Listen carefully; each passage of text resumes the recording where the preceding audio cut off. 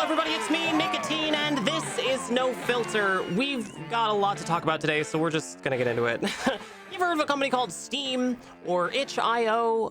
There's been a ton of drama this week regarding the bans that are taking place on creators whose content doesn't exactly align with the ideology of the payment processor, which is such a strange thing to say, but it's 2025 and here we are. So we've got a special guest with us today, and let's get into it.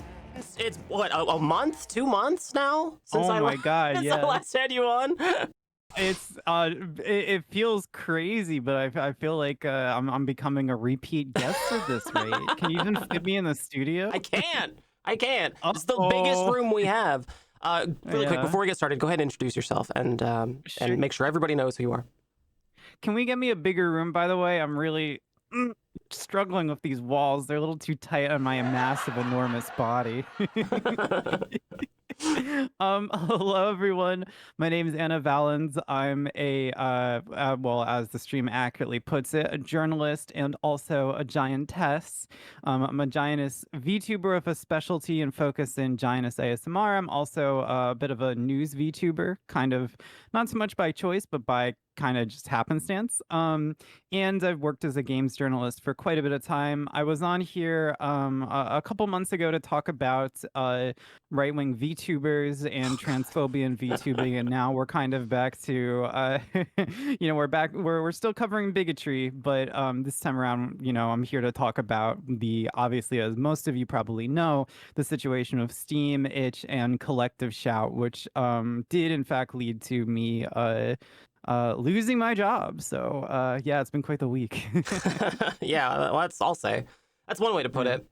A lot of you may have heard about this previous week's drama involving Steam and itch.io, specifically along with the related payment processing fiasco, right? So I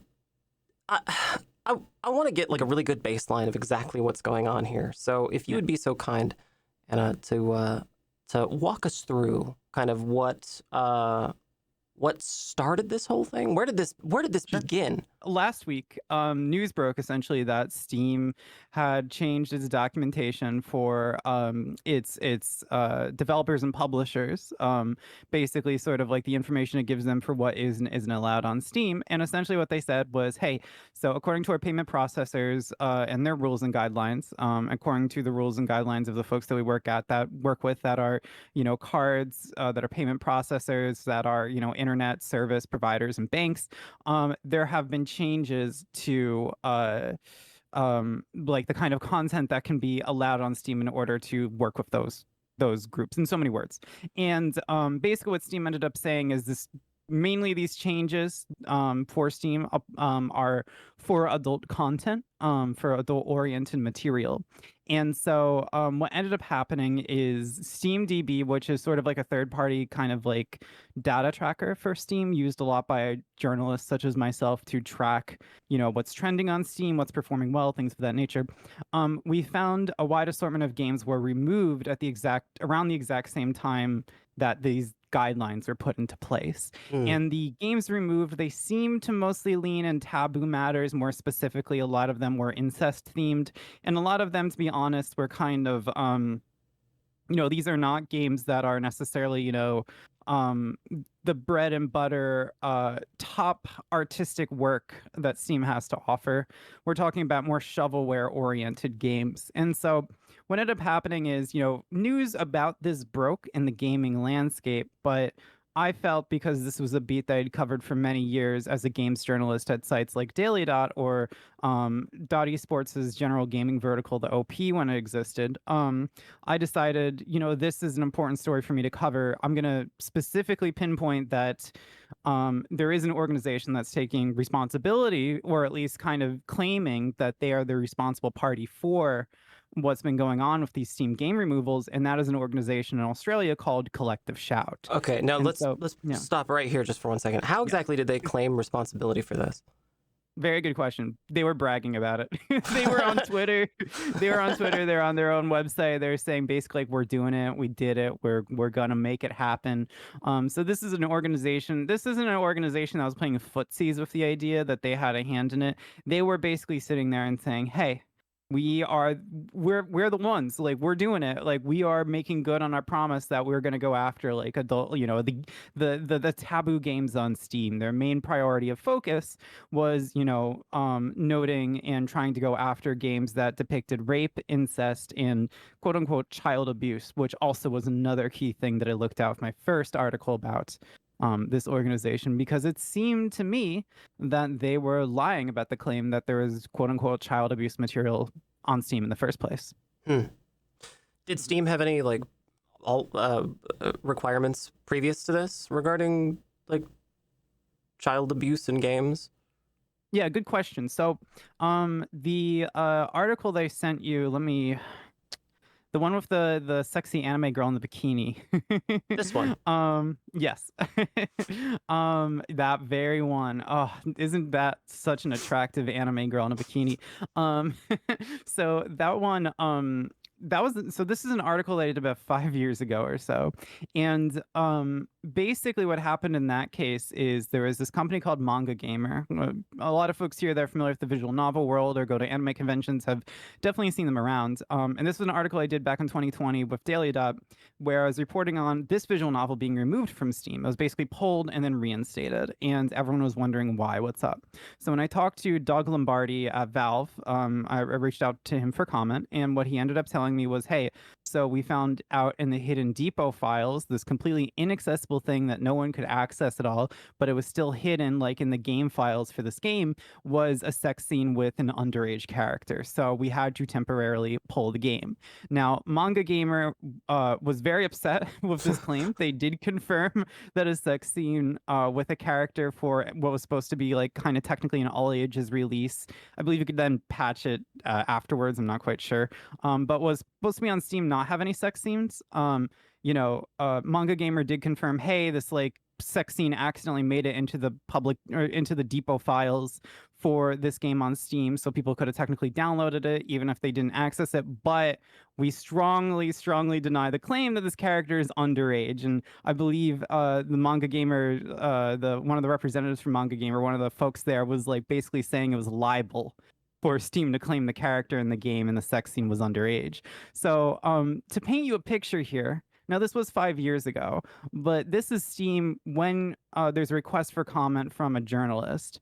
Steam is going out of its way to say, we found a hidden file that no one else would ever see, but we think maybe, sort of, potentially, this character might be under 18, so we are nuking this from our storefront until it's fixed. Yeah. And so I referenced that in my first Vice article because my argument is essentially, and it leads to further digging in my second article on Collective Shout, which was the more viral of the two. But my first article, I basically said, hey, look, like, if this is a company that will nuke a game off of its storefront completely, even temporarily, because of an accidental file that they think might be depicting an underage character, there's no way in hell that very same company has tons of quote unquote child abuse games on its platform. It just makes zero sense. It defies logic. Right.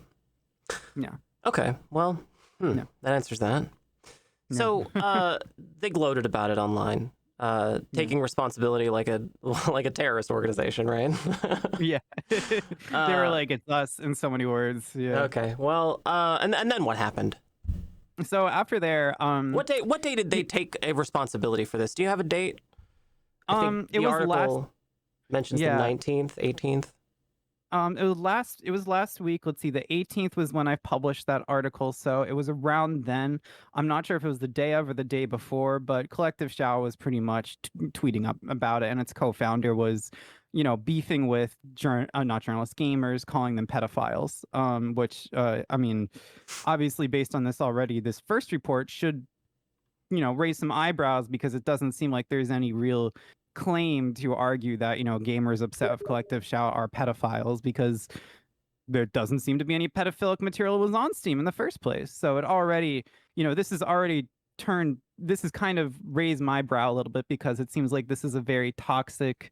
There's a toxic co-founder in the center of this organization making claims that are a little crazy to its critics. And then also, the organization was retweeting and, anti-trans feminist who's a self-described TERF as well, a trans exclusionary radical feminist. So I'm already looking at this and I'm saying, like, this stinks. Like, something about this is particularly bad, because they are just, it seems almost like they're trying to poke the bear. Yeah. Okay. Yeah. So, all right. So they claim responsibility for this. It's very clearly them. What was the mechanism by which they leveraged, what did they do to get Steam to take away, to take action? So essentially what happened is they published an open letter I believe earlier this month. And the open letter in question was calling on all these, calling on all these payment processors. Yeah, it was July 11th. It was calling on all these executives behind these payment processors and credit card companies. So we're talking about PayPal, MasterCard, Visa, Discover, JCB, which is a Japanese one. Basically saying, there are these rape, incest, child abuse games on Steam, and you need to do something about it. You're saying they made phone calls, like a phone bank? If I recall correctly, I believe they did in fact drum up people like contacting them. I forget exactly, but they absolutely did do a public campaign around this, and they did an open letter encouraging people to sign. And they also, in this open letter, they also received signatures from various organizations that are also like Collective Shout, in the sense that they work in a sort of anti-porn, anti-sex work direction. So we have Exodus Cry, who's traditionally gone up against Pornhub. We have NCOS, National Center on Sexual Exploitation, which used to be the 1960s. In the 1960s was founded in Morality and Media as a faith-based conservative group. So you have a lot of folks that also have a very storied history, right? What's old is new again. Yeah, exactly. NCOS in 2018, they nearly got a bunch of visual novels removed from Steam, and that was actually one of the first stories about this sort of pressure campaigns that I reported on. And in 2018, what ended up happening is, quite famously, is NCOS lost big because there's so much public outrage about it. Steam reversed the decision to remove some of the visual novels that were being targeted and actually opened the floodgates to adult content on Steam, period. So I think NCOS in particular, the fact that they signed that open letter caught my eye, because what it suggested to me is these organizations were likely kind of poking around and trying to support Collective Shout. They're all friends of each other. They have, as I put in my second article, which went viral, a lot of people miss this fact. Collective Shout, a small Australian organization, has friends here in the States. They have friends that are very powerful and influential with press connections. This is a group that is punching above its weight because it's got buddies in high places that probably were leveraging their own, kind of like professional networks to try to pressure MasterCard and Visa and make something happen. So it is really hard to say specifically what was the thing that caused Collective Shout to get its supposed W, but it does seem to be the case, based on my inference, my analysis, that their friends in high places probably played a major role. Being friends with Exodus Cry, which changed Pornhub policies, being friends with NCOS, which has traditionally been really successful at pressuring, different companies and groups to kind of bend the knee over, supposed objectification of women at media. Okay, now they leveraged these phone calls, this campaign, not at Steam directly. Is that right? No, this was targeting the as they referred to them, payment processors, and we all kind of refer to MasterCard and Visa as that, but I can talk a little bit about how exactly payment itself works if you'd like. Yeah, I think we're going to get into that in a minute. But first, I just want to say, big thank you to Ana Valens for being here. I want to also say that the Nikatine News Network is brought to you by viewers like you. Subscribe, give bits, and donate to the Nikatine stream. That's twitch.tv/Nikatine. You can also find more about me at nikatine.com. Big thank you to all of our supporters today and every day. Hell yeah. So this group, Collective Shout, and their associates are Australian, and yes. Well, Collective Shout is, and then NCOS is American. I believe Exodus Cry, I forget exactly where their roots are, but they've played a major role in obviously being able to change things. And they are American. In fact, they're American Christian nonprofit. Okay. And so they work together to use like a phone campaign against in order to get Steam and itch to take down content that they just disagreed with. Yeah, they did basically a public pressure campaign. Public pressure campaign. So Yeah, that's how I describe it. they did this, but not directly to Steam and not directly to itch, and not to MasterCard and Visa, though. Is that right? So they did do it to MasterCard, Visa, PayPal. There was a couple groups that they targeted, but very specifically, you're right to say this was not, this was not Collective Shout and its allies, retweeting each other saying go after Steam and tell Steam. It wasn't tell Gabe Newell. What they did was very specifically, pressure MasterCard, pressure Visa, pressure PayPal. So they're sort of what they're doing is being essentially, trying to get the people that are handling the money for a transaction to come in and censor Steam, itch.io, disrupts the way that people are purchasing and acquiring material, essentially because the way that there's a kind of underlying infrastructure to how payment processing works, and there was this understanding, I believe, among these different activist groups that if they targeted someone like MasterCard and Visa and said you have to tell Steam, you have to tell itch.io that you don't want to process and work with, you don't want payments going through your being processed with your credit cards, with your debit cards. If you telling these cards essentially to say that there's certain content, certain purchases around certain content that they were not going to work with transactions around.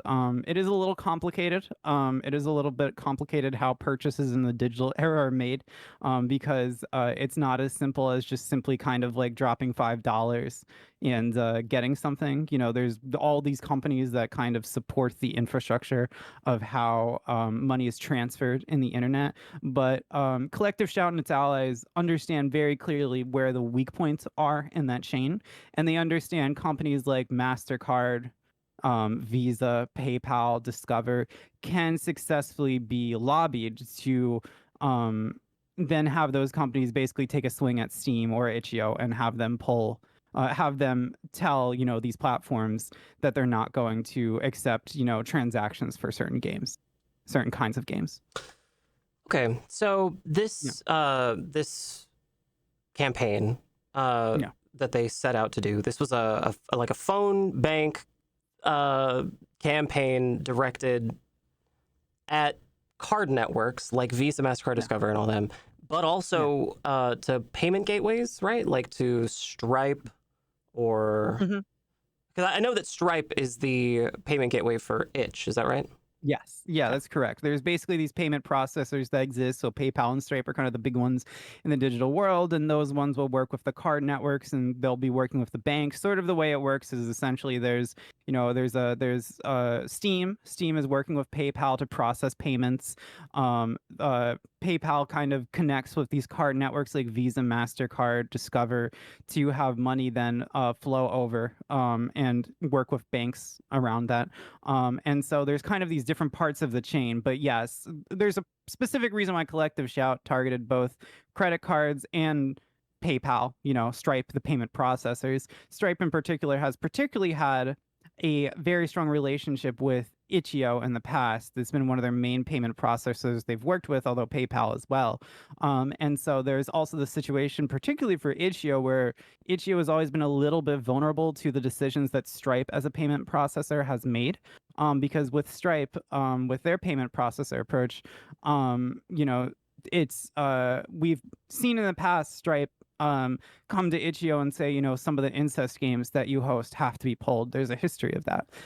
So we see as well that itch.io has already been particularly vulnerable in this situation to what the payment processor that it works with is saying. And so itch.io earlier this week, very recently, was as well pressured by its payment processor to change its guidelines. And itch.io has stressed and suggested in its Discord that its most urgent situation currently is navigating guidelines with Stripe. So they've sort of softly encouraged those of us who are trying to protect queer and NSFW content on itch.io to attempt to protect itch.io from essentially being censored by Stripe. All right, that's a lot to take Yeah, in. it is. Yeah, it is. It's I think that's also it's also I think what makes it kind of hard to do this kind of advocacy work because we're not talking about, it's very simple to understand, Steam comes in and wipes out incest games. It's a lot harder to understand, oh, well, this one company works with this other company which works with a bank and the bank works with this credit card and, Right. these very crafty people decide to go after this one part in the chain to disrupt it, but we don't really know which part. So there's parts we should probably focus on. It's very confusing. So actually, a lot of times in the end, you'll see folks in media really focus specifically on like MasterCard, Visa, stress, kind of conflate the term of payment processor with a credit card, because it's a little easier for people to understand that way. It's a little easier to think of it in terms of like, it's just a credit card, you and a store, even though it's actually very complicated. I know that payment processors and payment gateways are both Yeah. highly regulated industries, right? Like, there's not very many competitors in this world, at least not No. for No. payment processors like Visa and MasterCard. Is that right? Yeah, so we see a lot of time, PayPal basically controls most of, digital payment processing, and then there's Stripe from there. It has some of the market, but not a lot.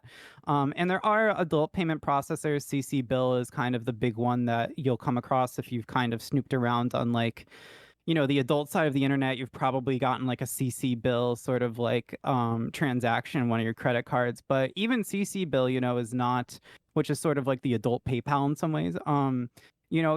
Even they are not necessarily. It's not like they can just approve any content either. It's just one part of the chain, right? CC Bills has to work with, MasterCard, Visa, Discover. So what ends up happening is, this adult-oriented payment processor is usually taking there's a little bit less income that folks using CC Bill will get as a result because there is a cut for the idea that the content they're processing, the adult content, is high risk. It's and even then, CC Bill will often be told by these credit card companies you need to not process payments for content around hypnosis or content that involves like say like this specific consensual non-consent depiction in a video where everyone's an adult consenting. Is it So strange that there are all these different companies with different definitions of what NSFW means? there's that too. Yeah, it is very strange. These credit card. Yeah. Is it almost like people have been telling the public that you can't quantify the vague term NSFW? Like, it's almost as if people have been saying you can't quantify that for years. Yeah. Yeah, absolutely. I mean, this reminds me a lot of around the United States right now. There's all these bills in different, different red states that are these ID law bills, and all of them that are passing, the legal the legalese, the writing of those bills, that legislature. It mentions this idea of quote unquote harmful to minors, right? And how much content a site has, certain percentage amount that's quote unquote harmful to minors. If that site reaches that quota, then that site needs to implement some sort of ID law and, excuse me, some sort of ID verification based system. Now, the plan of these ID laws is in most cases to just force a porn site to get out of a state because it's so expensive to implement age-based verification. And also people don't want to do it because, who wants to like risk having some aspect of like their personal themselves, their personal information, like floating around on the web about like the fact that they wanted to look at like Fuda Femdom 5 on Pornhub, great video. But that very same law, going back to your point about NSFW, it's those kind of laws, those kind of bills are couched in the use of the term quote unquote harmful to minors. And the same thing sort of happens with NSFW as a term as well. NSFW to you and me might mean something like hardcore porn, i.e., like penetrative sex and adult content and artwork. But NSFW to another person could mean, queer bodies, trans sex education, the same way that a Republican could call, information on HRT, quote unquote, harmful to minors. So it's also important to understand too that, in a sort of Kafkaesque way, a platform, a credit card company, anyone in part of this chain, has a lot of power to police speech. They can say what is and isn't speech, what is and isn't what isn't appropriate. It kind of in some ways reminds me of like Tumblr's female presenting I was nipples just sort of about to bring thing. it up. Yeah, I was just about to bring it Yeah. up. Whenever I'm confronted with this idea of somebody trying to explain to someone else what NSFW means, I will never ever think of anything but that conversation that I had with you Yes. about the stuffed animals. Was it the stuffed animals on Tumblr? So they Yes, implemented that's right. an NSFW ban. Tumblr did Yeah. this many years ago. They implemented a no NSFW content policy on their website. Yeah. And then there was like a boom of of like stuffed animal related content, and Yes. and it was very clearly. Well, so it was very much aimed at a audience who found that Yes. sexually appealing. Fetish content, yes. But it was fetish content, but nobody else Yeah. saw it that way. So it went right through. And so, I mean, it just highlights the absurdity, right, of a bunch of suits sitting around a table trying to come to a conclusion about what NSFW means, and none of them really know, right? Yeah. Exactly. They're just grasping at straws. Exactly. It's very true. And it's important to stress, especially if these things, while we do see indicators of what they might be targeting, i.e. like a lot of Steam games that have incest themes were targeted, the question of what game isn't appropriate on Steam is a very open question for these payment processors and credit card companies too. It's important to remember, for example, right, that one of the most famous incest games on Steam is The Coffin of Andy and Lele. And to my knowledge, let me actually literally confirm that right now. That game is still up on Steam. You can purchase it right now. It is like by far the most famous like incest game that they offer, where there's a major theme of incest, both emotional incest but literal physical sexual incest. And it's it's just like, where is the line? Like, does MasterCard, does Collective Shout even know about The Coffin of Andy and Lele? I don't know. Should we tell them that exists? Probably not. Like, I love that game. I don't want to get it pulled. It's just in the same way too. It's like, it's bizarre. It's like, where is the line? Because inevitably it is inconsistent. Well, I don't want to sound like a conspiracy theorist, but it definitely seems to me that the vague definition of NSFW is working in their favor, right? Yes. Because it means that they can say whatever they want is NSFW. They can say that the definition of NSFW includes hardcore expressions of sexuality, along with fetish content, along with depictions of trans people or depictions of relationships that they disagree with, right? LGBTQ community type stuff. Like they can. This is already the playbook in Russia, right? Like Russia does this. This is a Russian thing where they've effectively banned the LGBT community from existing in public because of this, this puritanical religious law, right? That says that that it's against the law to be in public and be queer.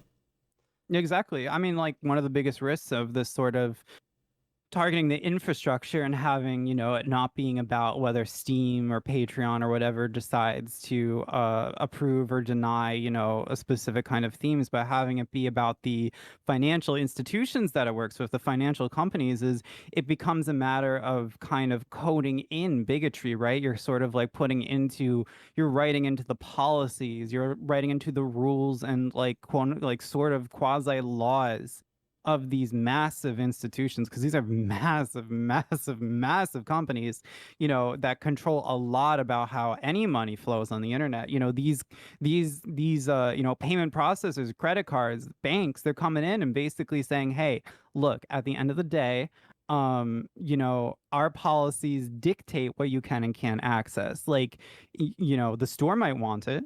The store might want to sell it. You might want to purchase it, but we come in and we decide what happens. We decide what is appropriate for you. And that's just that's insane. Like that's nuts. Like that is just like, the way I like to describe it is, it's the equivalent of you going to McDonald's and you see, a delicious, tasty Big Mac on the menu. This is not a sponsored content thing for McDonald's, I promise. But you see delicious, tasty Big Mac like on the menu. They're cooking it up in the back. You order of the cashier. You're about to give the cashier your money, and the cashier stops you and says, "Hey, hey, whoa, whoa, whoa, no, no, no, no, no. No, no, no, no, no. I know this delicious, tasty Big Mac is cooking behind me. I know you'd love to have it, but I think you need to eat a salad. You need a salad. No Big Mac for you." It's like that your job as a cashier is not to tell me what to eat or what I can't eat. It's to take my money and give me my goddamn food. It's like Here's the your problem. job is literally to put the fries in the bag. Like that is literally what your job is as a payment processor. It's a Big Mac It's in the like bag. yeah, literally like put the fries in the bag, bro. Like that's what PayPal's job is. It's not to tell me like, oh, you should have like low salt fries. It's like, get the fuck out of here. Give me my fries. Here's my problem. I'm Yeah. trying to wrap my head around this, and maybe you can help me. Companies like MasterCard and Visa Yeah. and Discover have basically no competition, right? Like there's a handful of these companies, and they control commerce in the United States anyway, right? Yeah.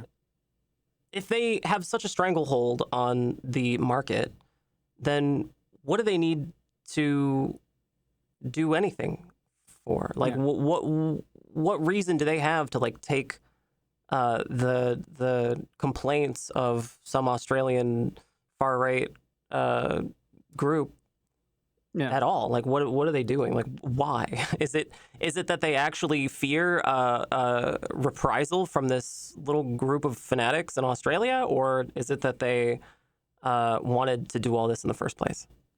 It's a good question. You're not the first person to ask that. I literally just had a podcast interview earlier today where that came up. And, I've been reporting on this issue for about 7 years now, in different shapes and different aspects. I've talked about it in terms of Steam, Patreon, Gumroad, DL site, Pixiv, Japanese websites, American websites. And, to this day, it really still is a black box for me. It's hard to say. I have theories, right? But it is really strange because it does have a monopoly. Now, my theory personally is that I do think these payment processors and these credit card companies, I think they are very concerned about their reputation in the public. I don't think they want people snooping around about I don't think they want any controversy because I think, to be frank, they're always concerned about people questioning the power that these companies have, the fact that no dollar flows in the internet without touching their hands. So I think there's a lot of sort of trying to keep up appearances, make sure everyone approves of the current order. I think also they're always nervous about people getting upset with them and then trying to figure out where the bodies are buried, so to speak, talk about controversies that all these companies have been part of.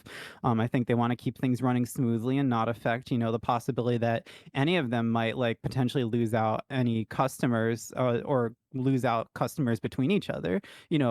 Visa and MasterCard control a lot of the market, but they don't, MasterCard and Visa still are competitors, right? And they do still ultimately have to think about what Discover and Amex are doing too. And they do have a lot of power, but it depends also on the region how much power they do have too. In Japan it's a little different than America. And the other thing as well is that the question of whether these credit card companies or PayPal, Stripe, etc., the question of whether they deep down agree with these far right groups, it's an open one to me too. I think there's a possibility that it's not so much a question with these executives of we don't like smut. It might be more that they are particularly stuffy and conservative in kind of aims and what kind of content they'd like to touch, and they might feel that like they hear the concept of like incest video game and they go, oh heavens, so there's also that possibility too. It's like they might just simply think it's a little weird and they don't want to touch it. So it is hard to say though, because we a lot about let me put it this way, we don't even know who specifically has decided to contact Steam and put pressure on them in this chain, right? We don't know, is it PayPal? Is it Stripe? Is it Visa? Is it MasterCard? Based on traditional patterns that we've seen, I think it's very, very likely that it ultimately was the card networks. I think it was ultimately, MasterCard or Visa that, knocked on everyone's doors and said, yeah, okay, we are not playing ball with, certain kinds of incest content. We're going to go over Steam what is and isn't okay. I think that's a possibility. But a lot of this is a black box, and I think it's very frustrating because a lot of it feels like it doesn't make sense because it doesn't. Not a lot of this makes sense. It's like fighting some. It's very, I think, Kafka-esque. It's like it. A lot about this is just it's like why, and I don't even have an answer. I don't know, and I've been reporting on it for 7 years. Ribbons of bureaucracy. Exactly. Thick ropes of bureaucracy. Thick ropes. I want to give a big Yes. thank you to Ana Valens for being here. First of all, big thank you. I also want to give a big thank you to all of our guests here on Twitch live. Chat, if you want to help support this stream and continue seeing content like this, subscribe, give bits, and donate to twitch.tv/Nikatine. And please go follow Ana Valens. We have some more questions for you, so you're not going anywhere just yet. Hell yeah. I want to say a couple of things. First of all, it's not unheard of that it's not crazy that payment processors might try to meddle with content. Right. Yeah. Like specifically, there's examples from recently with Peter Thiel. Is that right? Yeah. Yeah, Peter Thiel. Can you speak to that at all? So in Peter Thiel's case, maybe not specifics necessarily about him, but I mean, let's not forget that Peter Thiel was responsible for another person in the news, the lawsuit around Hulk Hogan and Gawker, right? This is someone who Dearly departed Hulk Hogan. Yeah. I would say rest in peace, but Yeah. I'm not. Peter Thiel basically like straight up attack on the free press, funding Hulk Hogan's lawsuit. And look, don't get me wrong, I think that Gawker should never have published the sex tape of Hulk Hogan. I think that was not the right move. But there's a difference between, essentially a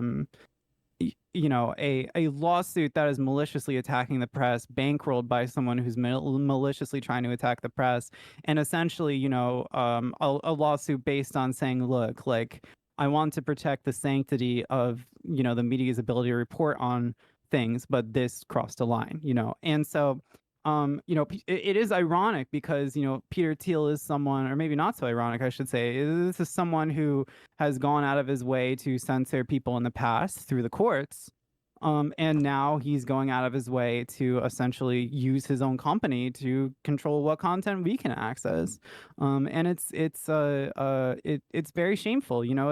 It's dangerous to a functioning democracy, and I think it's particularly dangerous to the world. It's important to remember that in a lot of ways, what's really happening is American imperialism through financial institutional control, right? Because this affects the whole globe. It's not just Americans that use itch.io, right? It's people around the globe. I know people, that live in Thailand that use. Back up a little bit. itch.io. I don't think we explained exactly what itch.io is. Does anybody? So there could feasibly be people who don't understand or know or have heard of or been to itch. Can you explain what itch is really quickly? Yes, of course. And I think it's especially important to talk about because I think a lot of the contemporary outrage people are seeing on social media is especially because of itch going through censorship. So itch.io, I usually just call it itch.io, is an indie storefront. It's kind of run by a small team, but plays a major role in video game, book, kind of like fictional artwork distribution online. Itch.io is a storefront that's kind of like a marketplace for creators to host their work. It sort of started originally just for games in some ways, like that was kind of the core intent, I should say, rather. And over time, it's become this larger and larger kind of marketplace on the internet where, everyone has kind of purchased something from itch.io in their time. And so itch.io, a couple days ago, essentially, kind of news spread through the grapevine that people's games were kind of getting delisted from being accessible through like itch.io search. people weren't able to people's games were in some cases undownloadable through the itch.io website. Other people reported essentially not being able to cash out on their games, like the money that they made they're not able to pull out. And shortly, a couple hours after all this, in the early mornings of the next day. So hang on. You're saying that the first reports of all of this were from like creators being unable to be paid. Yes. And people unable to access that content. Wow. So yeah, itch.io didn't have any notice out. People were like, I'm getting fucked right now, and it was no comment from a little while from itch. How long was it, do you think? Let's see. I believe a lot of this started to appear on, let's see, today's Friday, so I believe it was like started to appear Wednesday night, and I believe yesterday early in the morning, like 3 a.m. EST. They finally put out a statement about what was going on. So this is a good chunk of hours that basically no one knows what's going on in any shape or form. They just know that something is happening, that clearly, something is going on with this sort of payment processor situation. And now it's important to remember that Collective Shout early on didn't just target Steam, right? And its open letter and in, its kind of news posts and kind of, not so humble bragging about the progress it was making, it would reference itch.io as well, right? So it's important to remember for a lot of folks, we already knew that itch.io was a target to begin with. And then once this started to play out, Wednesday night, we figured that Collective Shout was responsible for this. And then by Thursday morning, when itch.io put out its notification or its notice, what they said was that they were de-indexing games from being accessed if they're like labeled as NSFW, if they're labeled as adult.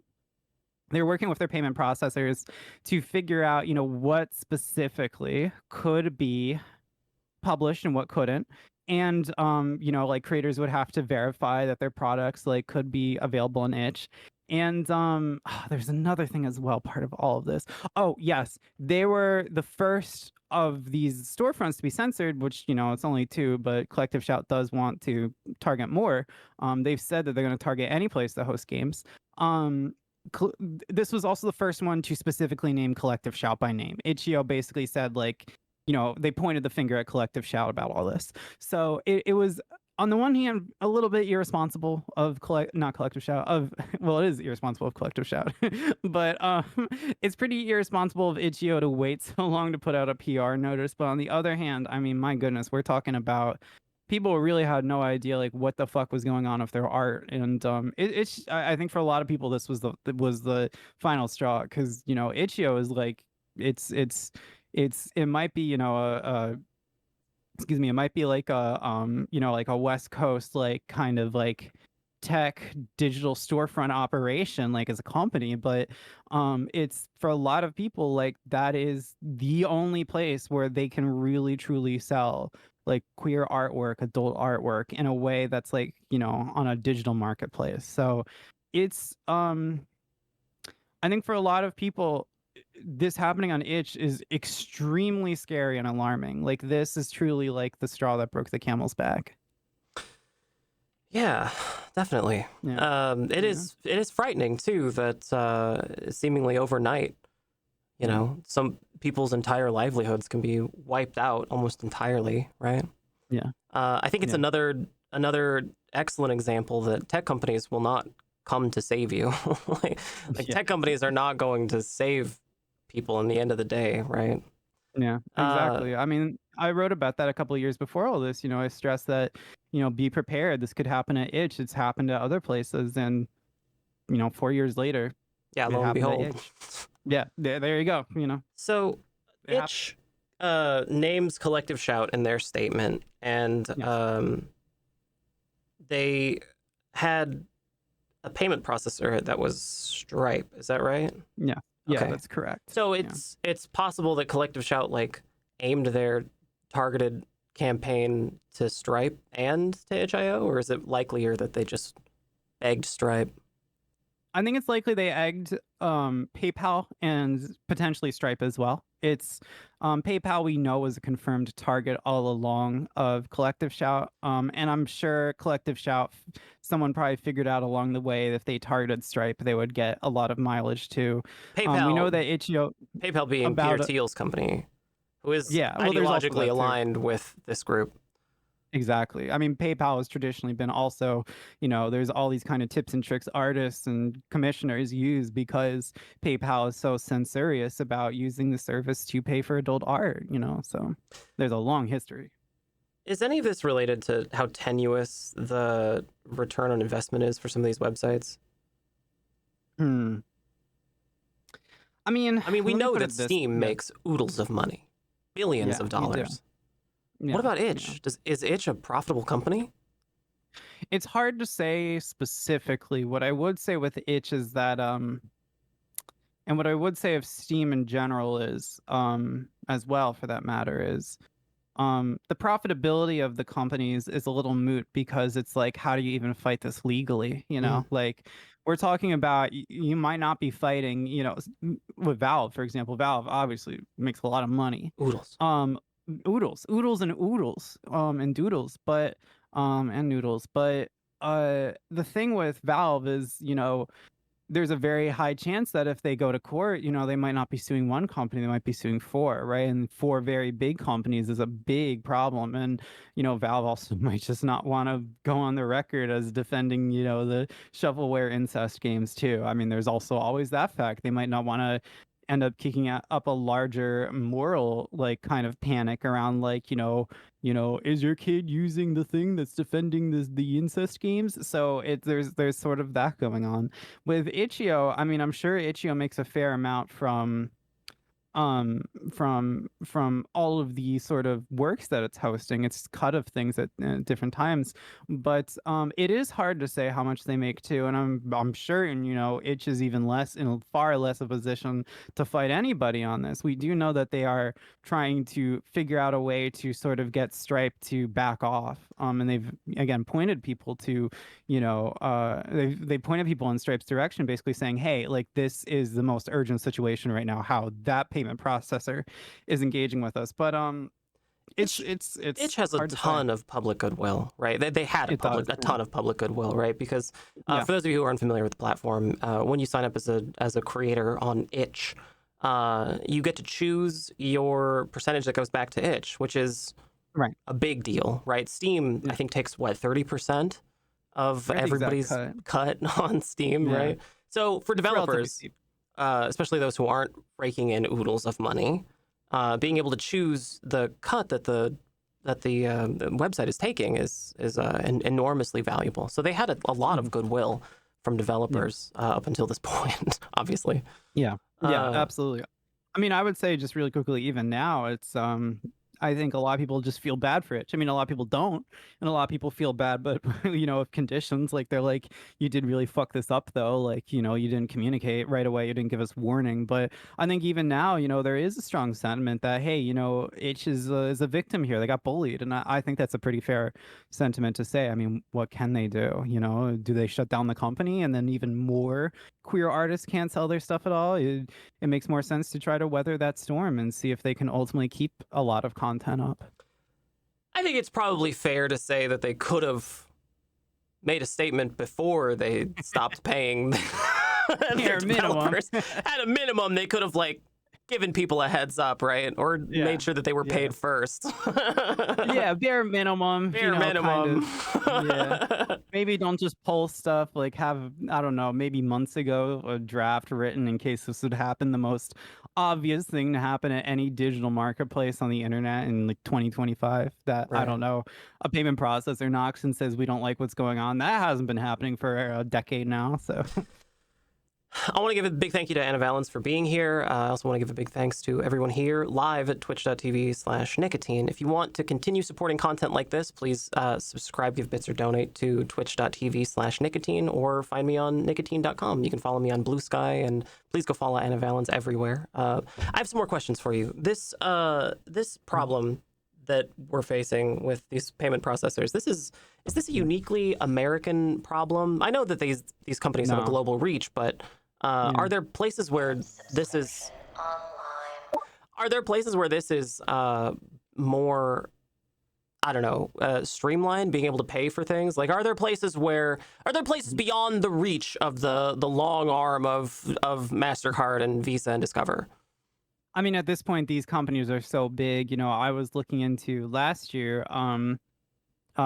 Essentially, whatever happened was, or essentially last year there was all these Japanese websites that were hit by payment processor changes. Basically, Patreon and Gumroad were hit, and then we also saw Pixiv and DL Site, and Pixiv, very popular platform for artists. DL Site, very popular platform for accessing so much digital, kind of anime goods, but especially, hentai goods. And So you're saying this has been we happening, this is a pattern that's been happening steadily.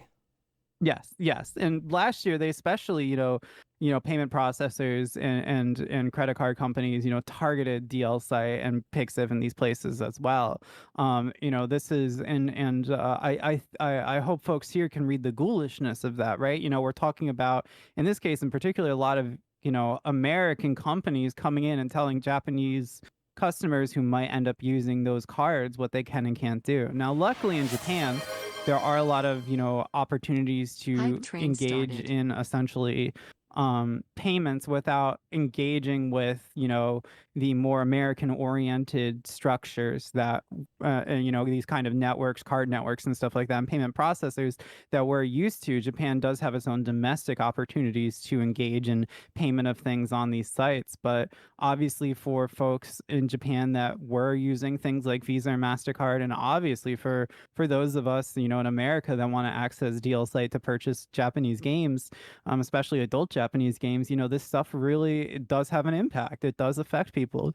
I think in general, what a lot of people fail to understand is that what's happening right now is not just a situation where, MasterCard, Visa, and PayPal have a lot of say in America. They have a lot of say around the world.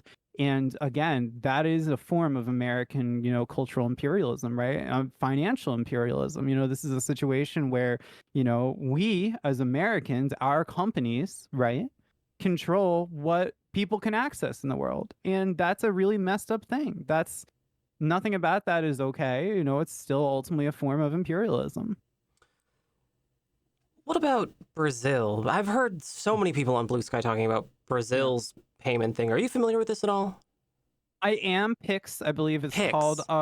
Yes, I've seen a little bit of it. I know there's a lot of interest in bringing it out of just Brazil. It What seems like is a it? very What good is this? structure. So my understanding is I don't know enough about it. I'm not super familiar with it because really more the censorship side as opposed to financial institutional side is really my Right. specialty. Right. But I've essentially heard that is, it's managed by, the Central Bank of Brazil, and that it's much more generally it's far less prone to this sort of censorship. So I do think at least the existence of something like Pix should inspire us that like other things can exist beyond what we're used to. Although I will say that I haven't personally talked as much about Pix publicly because I don't quite know enough about it to really sit there and say, what its specific appeal is. But I have heard people murmur a lot about it, talk about it as a very good thing that Brazil has operated for the past couple of years. And I think in general something that is should be paid attention to because it is a reminder that the kind of very how should I put it, these very censorious companies that we're forced to work with in order to purchase a goddamn burger is it doesn't have to be like that. Burger in the bag, put it in there, please. What are the alternatives? Where's the alternative to this? I mean, is it, how do we ensure that you're able to just buy the content you want to buy without payment processors stepping swiftly in between you to tut your choices? Yeah, it's hard to say. It's hard to say because at the end of the day, we are in a sort of, there are financial structures that exist in the world right now, and especially in the United States and the West, that are very just kind of hardened, and so it's really hard to specifically point to an alternative. The short term for me, and I think the immediate solution that a lot of us can take, is to try to follow in the footsteps of what happened with OnlyFans in 2021 around the middle of that year. Essentially, what happened with OnlyFans is that there was a plan originally that OnlyFans was going to remove more of its explicit content, and they basically it became public knowledge in some shape or form that I forget specifically why, whether it was OnlyFans mentioned it or not, but the payment processor issue, the MasterCard, Visa, sort of like the card networks controlling the what you can and can't access, became publicly understood, and there was a lot of outrage around it, and that outrage resulted in OnlyFans being able to negotiate with their payment processors and pull back, being able to actually keep more explicit content on OnlyFans. It was the first reversal of these kind of policies any of us that worked in adult content advocacy or reporting had ever seen. Major victory. And so I do think that kind of victory can be repeated. I do think similar public outrage campaigns, public pressure campaigns, media that paints MasterCard and Visa in a negative light, even if MasterCard and Visa aren't responsible for this, they're still going to be hitting up, those kind of payment processors they work with and say, we need the heat off our back. If this was your policy, change it. You know what I mean? So if this was your policy to censor the incest games, we're going to need you to step back because we are not doing this with you. So I think in the short term, the best thing we can do is try to see if what happened with OnlyFans was a potential solution that opened up, where if all of us organized, if all of us work collectively to pressure these companies and let our voices be known that we don't want them censoring us in this way, that they've reached too far, they put their hand in the cookie jar and we're telling them that's enough. I do think change can really happen. Where can people go to find more information about how they can support queer content and sex workers? Yeah, so yellat.money is a really good resource. It has a lot of information about different places to contact about these issues. It also has links out to certain petitions that have some additional information and more resources for people to read up on. Another good site that also has a lot of good resources and also different places for folks to contact is stop-paypros.neocities.org. It also has a lot of additional information to read. I recommend looking through both of them, both because they do have additional places to read up on these things, and you look at the sort of petitions that are going around to encourage the end to this kind of censorship. But also, it provides a lot of great resources if you are watching, if you are listening to our conversation and you're deciding, hey, I really think that I should speak up and defend the rights of, queer creators that want to create content on itch, or adult content creators on Steam, or I just want to prevent this issue from spiraling out of control. It's a great places for both resources to learn more and also to kind of let your voice be heard, because I do think collectively all of us contacting these places could lead to some change. Yeah, I agree. I think I think that the only thing, I mean, they've already proven, right? These companies, they've already proven that they can take into account the opinions of a handful of people. And I think the people who oppose this are more than just a handful. Yeah. Do you have anything else you'd like to add for this story? Good question. Not really. Just, at the end of the day, I think this is an issue that I think for a lot of folks, they might wonder, why is there so much anxiety about this? Because it does seem like there are alternatives. And the truth is that there increasingly aren't. And also the simple fact that there's been an escalation of this kind of censorship from payment processors and financial institutions. We've increasingly seen more and more attempts over time to censor different parts of the internet this way. We've increasingly seen through other measures outside of financial means to attempt to censor queer content creators and marginalized sex workers and access to adult content. I think it's really important to understand that we are looking at a situation where this is the beginning, not the end point of increased censorship of the internet and increased censorship of, some of the most marginalized creators and voices on the internet. So I can't stress enough how important it is to, pick up the phone and make a call. There's a lot of good resources out there about how to do it. And, Honestly, if you are someone who really struggles with picking up the phone and calling, you can always ask someone to do it on your behalf. It doesn't have to necessarily be you. And when in doubt, you can always at least do things like sign petitions, at the ACLU and tell them to get involved on the American side of things. Basically, TLDR, I think this is a really important fight that all of us need to be in some shape or form. And unlike some other fights we've seen where we're just praying that politicians do the right thing, this is one of the few cases where you and I actually have the ability to make a difference, which I think is a difference that we should gamble on. I actually think that we're going to win this. I really do. I think it's very likely. I think so too. Well, thank you so much for being here, Ana Valens. I really appreciate it. Where can people find your content? Best way to look is honestly, I'm on Blue Sky. So, and you can also follow me on Twitch, ACValens, but on Blue Sky, it's acvalens.net. Those are probably the best ways to check out my content. And yeah, thank you again for having me. It was a real pleasure to come on again and talk once again about something that is really, really important to me in this space. You're so welcome. At this rate, I'm sure I'll have you on in a few weeks. So. Oh, probably. We'll see what censors me next or whatever. I don't know. Thank you so much for being here. I really appreciate it. Ana Valens, everybody. Huge thank you to my guest, Ana Valens, whose links you can find below, and to all the support from our live audience over on Twitch. All the links I mentioned are in the description, and I encourage you to post your thoughts on the episode in the comments section below. Before I go, I want you to know this, that no matter who you are, or where you are, or what you've done, that there are thousands of people in this world who want nothing more than to be your friend, and all you have to do is find them. In the meantime, you can hang out here with me, Nikatine, every day at twitch.tv/Nikatine. You can also find me on YouTube and Blue Sky and everywhere at Nikatine.com. Hit that like button and subscribe for more episodes like this, and so much more. Good night, folks.